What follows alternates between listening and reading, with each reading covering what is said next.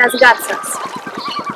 Hi havia una vegada un grup de garses que es ficaven a les cases abandonades per a jugar. Una tarda van voler tornar-se persones per uns dies. Llavors van convèncer la gran garsa porpra que tocant-les amb el seu bastó les va fer persones, però els va demanar que en una setmana tornessin. Des d'aquell moment van provar nous aliments. Van subjectar fruits i coses i van sentir totes les parts del seu cos. Avançant amb les cames, van pujar fins on van poder. També van conèixer gent que, arribant, els van oferir la seva ajuda.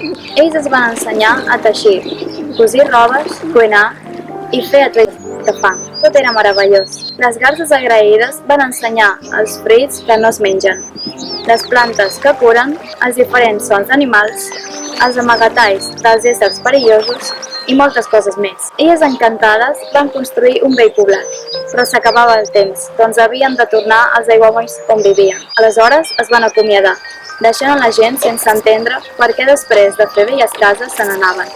Les garses, per regalar el poblat, van rebre aliments. Anant per un camí per trobar-se amb la gran garsa, uns jaguars les van perseguir.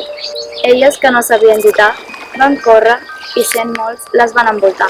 Quan ja les anaven a atacar, va arribar l'au porpra, que amb uns cops de bec les va covardir. Aixecant el seu bastó, les anava a convertir en aus, però el jaguar més fort el va trencar i no va poder ajudar-les.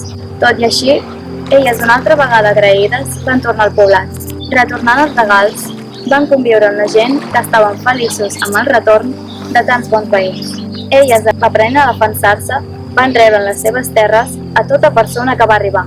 La gran garsa porpra les va cuidar, convertida en una metgessa que va sanar molts malalts.